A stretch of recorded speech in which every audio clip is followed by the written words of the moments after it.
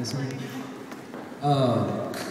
I'm glad she brought that up because that's a very important point. Diversity in our school system is very important. That the people teaching our children reflect our children and our community. And we as taxpayers who bring in revenues to these school districts, it is our right and it is our responsibility to demand that economic reciprocation. If we don't bring in funds, those schools should know what we need and be able to serve our needs. I have the unique perspective of, I'm not a teacher, but I'm a teacher's assistant at Sac State, so I'm in charge of grading papers, of giving feedback. And to be honest, there's a lot of papers that come in every week, especially at the beginning of the semester, where I could just tell that these students, they are not even at high school level of grammar and writing, let alone a college university level.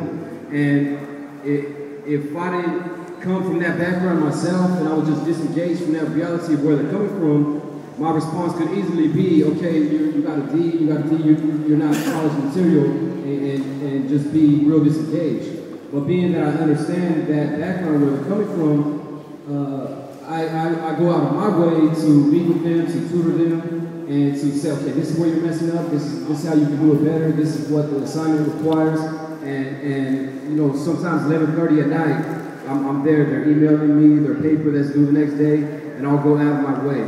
And we need more diversity like that in our schools, like Oscar, who come from a similar background where he can relate to the students and their problems, rather than just be totally disengaged and say, well, that's your problem.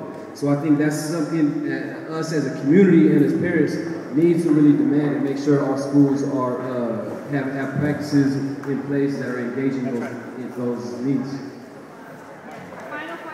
In regards to also methods that we can deploy as educators, because I've done some student teaching over the past year, and I think it's important that we tailor the curriculum around the students. It has to be student-centered. It has to be relevant to their lives, because within these books, there's reality.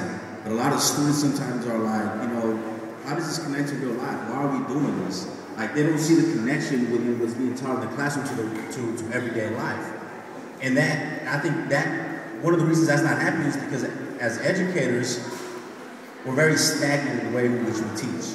We're not finding ways to somehow understand the everyday struggles of these youth and connecting that to what's being taught in the classroom. It has to be student-centered. It has to be relative to their everyday life.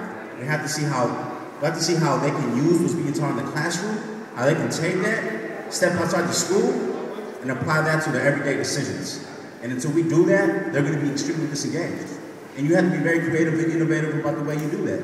And that comes with being critical about what you do and how you think as educators.